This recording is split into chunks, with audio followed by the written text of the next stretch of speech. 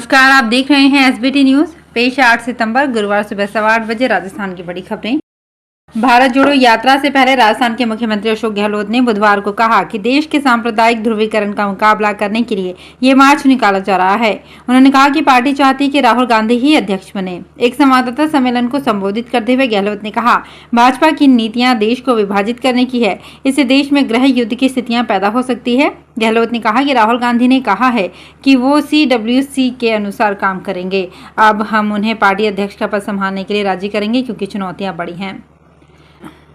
राजस्थान के मुख्यमंत्री अशोक गहलोत ने राज्य को नशा मुक्त बनाने के लिए अहम निर्णय लेते हुए प्रदेश में नशीली दवाओं के दुरुपयोग रोकने, नशा पीड़ितों के पुनर्वास एवं जन जागरूकता फैलाने सहित विभिन्न कार्यों के लिए नशा मुक्त राजस्थान निदेशालय, आयुक्तालय, एंटी नारकोटिक्स टास्क फोर्स तथा एंटी नारकोटिक्स यूनिट के गठन हेतु प्रस्तावों को मंजूरी प्रदान की है।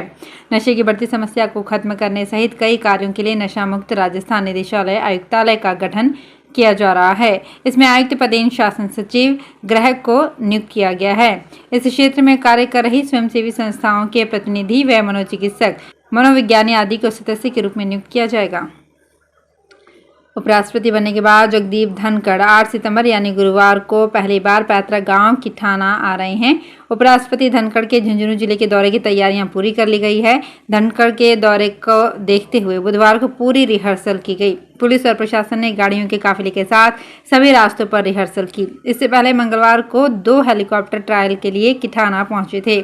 हेलीकॉप्टर में आए वायुसेना के अधिकारियों ने हेलीपैड पर जगह जगह निरीक्षण किया। उपराष्ट्रपति जगदीप धनखड़ के छोटे भाई रणदीप धनखड़ भी अपने गांव पहुंच गए हैं। उन्होंने तैयारियों का जायजा लिया। राजस्थान लोक सेवा आयोग द्वारा बुधवार को सहायक आचार्य हिंदी कॉलेज शिक्षा विभाग 2020 के पदों की साक्षात्कार जारी किया गया है।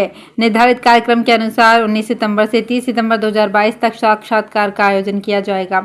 आयोजन सचिव अटल ने कहा कि जिन अभ्यर्थियों ने विस्तृत आवेदन पत्र आयोग को प्रस्तुत नहीं किए हैं, वे अभ्यर्थी विस्तृत आवेदन पत्र साक्षात्कार के समय 2 प्रतियों में मैं समस्त प्रमाण पत्रों की फोटो प्रतियों सहित आवश्यक रूप से प्रस्तुत करें।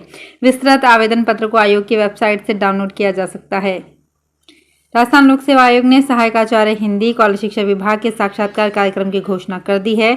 अजमेर मुख्यालय पर आयोग सचिव हरजी राम अटल के अनुसार सहायक आचार्य हिंदी 2020 के पदों के लिए साक्षात्कार 19 सितंबर से 30 सितंबर 2022 तक आयोजित किए जाएंगे।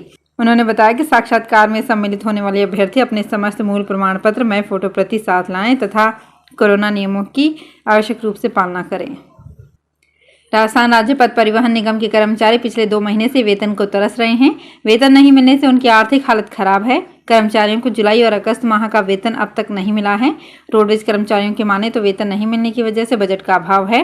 रोडवेज को निःशुल्क यात्रा की पुनर्भरण राशि नहीं मिली है, जिससे वेतन नहीं दिया जा सका है। झुंझुनू डिपो के 3 से 3 कर्मचारियों को वेतन नहीं मिला है। कर्मचारी नेता गजराज कटेवा प्रांतीय अध्यक्ष सीटू ने बताया कि प्रदेश भर में रोडवेज के 12,872 कर्मचारी हैं। कर्मचारियों को वेतन और पेंशन के लिए करीब 90 करोड़ रुपए की हर माह जरूरत है। राजस्थान शिक्षा सत्र शुरू हुए 3रा महीना शुरू हो गया, लेकिन शिक्षा विभाग है कि अब तक प्रिंसिपल और लेक्चरर के ट्रांसफर और संशोधन में ही व्यस्त है। पिछले दिनों जिन प्रिंसिपल और लेक्चरर के ट्रांसफर किए गए थे, उनमें 100 से ज्यादा के तबादले या तो निरस्त हो गए हैं या फिर शहर के निकटस्थ स्कूलों में लगा दिया गया है। मजे की बात यह है कि इनमें अधिकांश संशोधन खुद शिक्षा मंत्री डॉक्टर BD कल्ला के गृह जिले में किए गए हैं, जबकि इक्का दुक्का अन्य जिलों के हैं। भारतीय जनता पार्टी की ओर से ओबीसी मोर्चा की राष्ट्रीय कार्य समिति की 3 दिवसीय शुरुआत गुरुवार को होने जा रही है। पहले दिन मंडल प्रवास रहेगा। देश भर से आए करीब 50 पदाधिकारी जिले सहित आसपास के जिलों में दिन भर मंडलों में प्रवास करेंगे। भाजपा ओबीसी मोर्चा की बैठक में 9 सितंबर को दूसरे दिन सुबह से शाम तक होटल लेक व्यू में कई सत्र होंगे, जिसमें अपेक्षित कार्यकर्ता ही मंथन करेंगे। इसके बाद 10 सितंबर को तीसरे दिन रावण का चबूतरा मैदान में समापन सत्र होगा, जिसमें केंद्रीय गृह मंत्री अमित शाह शामिल होंगे। केंद्रीय गृह मंत्री अमित शाह इस दिन जोधपुर से चुनावी शंखनाद करेंगे। राजस्थान हाईकोर्ट की खंडपीठ के वरिष्ठ न्यायाधीश विजय बिश्नोई और न्यायाधीश फरजंद अली ने अपने आदेश में हाईकोर्ट को कहा है कि वो राज्य के सभी मोटरयान दुर्घटना दावा अधिकरण को निर्देश दें कि मुआवजा राशि जमा होने पर उस राशि का भुगतान दावेदारों को तुरंत करें और इसके लिए प्रक्रिया तय करने की कार्यवाही की जाए। उन्होंने हाईकोर्ट अधिवक्ता को निर्देश दिए कि इस बाबत जारी दिशा निर्देश से आगामी पेशी 27 सितंबर तक इस न्यायालय को अवगत कराएं। जोधपुर कमिश्नरेट की पुलिस ने शहर के घोड़ों का चौक क्षेत्र में एक ज्वेलर के यहां 5,31,000 रुपए की ठगी करने वाले 2 युवकों को गिरफ्तार कर लिया है। इन दोनों युवकों ने ठगी का नया तरीका निकाला। ज्वेलर के यहां से सोने की 2 चेन खरीद उसे ऑनलाइन भुगतान किया और रवाना हो गए। ज्वेलर के खाते में पैसे आते ही उसके पास गुजरात से फोन आया कि मेरे खाते से आपके खाते में पैसे ट्रांसफर किए गए हैं, वे गलत हैं। अब तक दोनों युवक चेन लेकर जा चुके थे। ज्वेलर ने तुरंत पुलिस से संपर्क साधा। इस पर पुलिस दोनों युवकों को गिरफ्तार कर ली गई। जोधपुर में आगामी 8 और 9 अक्टूबर को आयोजित होने वाले मारवाड़ समारोह की तैयारियों को लेकर जिला कलेक्ट्रेट सभा कक्ष में अतिरिक्त जिला कलेक्टर द्वितीय राजेंद्र डागा की अध्यक्षता में पर्यटन सहित विभिन्न विभागीय अधिकारियों की बैठक हुई।